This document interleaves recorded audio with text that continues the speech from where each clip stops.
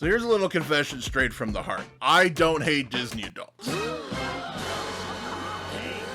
You want to spend your PTO spinning in circles with a talking dog and crying in front of a castle? Cool. That's between you and your therapist. But somewhere along the line, liking Disney mutated into a full-blown lifestyle choice. And not the cool kind like punk rock or going off-grid and living in a yurt. No, this one involves matching outfits, daily vlogs, and treating cast members like priests in a mouse-shaped religion. There's a fine line between liking something and making it your entire personality. And these people didn't just cross that line. They bought a vacation package, stood in line for 3 hours, and got a commemorative photo of themselves doing it. We're going on a journey through the sparkly, nostalgia-choked world of Main Street mania. So buckle up, grab your overpriced popcorn bucket, and let's talk about the magically, mildly unhinged world of Disney adult.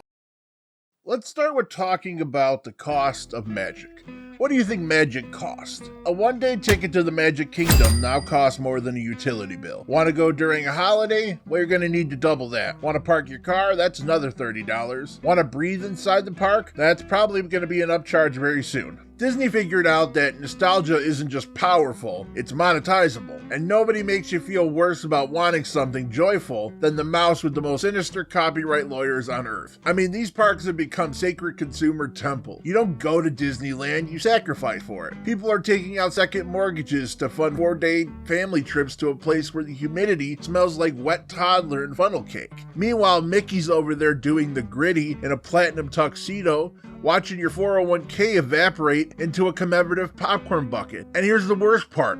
That bucket is awesome. It's shaped like Cinderella's carriage. It lights up like a nuclear reactor. You don't even like popcorn, but now you're carrying around this glowing orb of regret because it was limited edition. And Cheryl from the Disney Annual Pass Holder Facebook group already has 3, and you're not falling behind Cheryl again. Not this year. Disney is not just a company. Disney is a lifestyle parasite that enters through your childhood and never leaves. It sets up shop between your nostalgia glands and your sense of financial responsibility. And every decision made by Disney marketing is designed to extract maximum serotonin and minimum restraint. There's a reason why every ride exits into a gift shop. Why Spirit jerseys are $80 and there's 300 designer ears now, as if the person buying them is not actively bleeding credit card interest from every orifice. It's a system built on joy and weaponized against your wallet. And then comes the hoarding. Plates, plushies, custom ears, magic bands that cost more than your first car. Your house slowly becoming a mausoleum of Main Street USA. And someday, your children,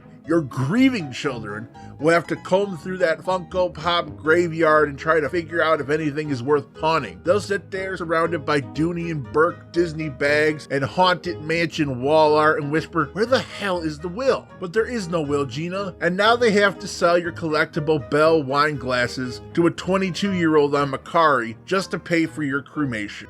Then there's the dark corners of Disney adult life. Weddings, timeshares, entire neighborhoods built around the fantasy of never growing up, where the HOA probably fines you for not singing Let It Go during trash pickup. These people don't just buy products, they become the brand. They shape their entire personalities around a corporate mascot and will defend it with more zeal than most people have for their own families. And yeah, it's cringe, but they're not really harming anyone. If you ask the internet its opinion on Disney adults, you'd swear these people were literally Hitler. Disney adults are horrifying creatures. Severe mental illness. Gotta go to Disneyland. Yeah. Disney adult! They're really weird people. So it's a disgusting, sad culture that's pathetic and embarrassing. Sheep. Literal sheep. Human sheep. Disney adults need to be stopped. Hey, I hope Disney adults die.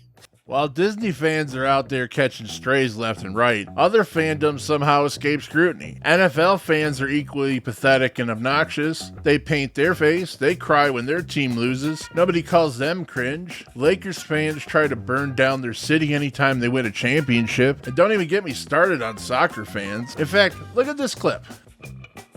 If someone can tell me what is going on here, I will give you all the money in my bank account. Hold on, let me check one thing. I'll be right back. A few moments later. All right, so I have negative $14 in my account.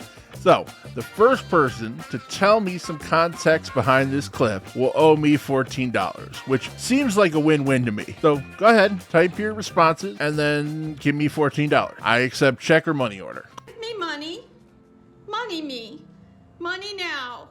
Me a money needing a lot now. The real problem is we've allowed terminally online goblins to dictate what level of fandom is acceptable. These are the same people who haven't left their house since 2020 and spend all their time screaming into their phones. And yet they get to throw shade at people who just like to post castle selfies? Nah, that's not how this works. Disney adults don't scare you because they're weird, they scare you because they're free. They remind you of who you used to be. Before the bills, before the back pain, before the existential rot of adulthood set in, like a software update you didn't approve. Disney adults are smiling. They're whistling zippity-doo-dah, and if there's one thing the internet cannot tolerate, it's someone being visibly, contagiously happy without a layer of sarcasm or self-loathing. The truth is, you don't owe anyone an explanation for what makes you happy. You want to dress like a Disney princess and shoulder check a toddler for the last bubble wand? Do it.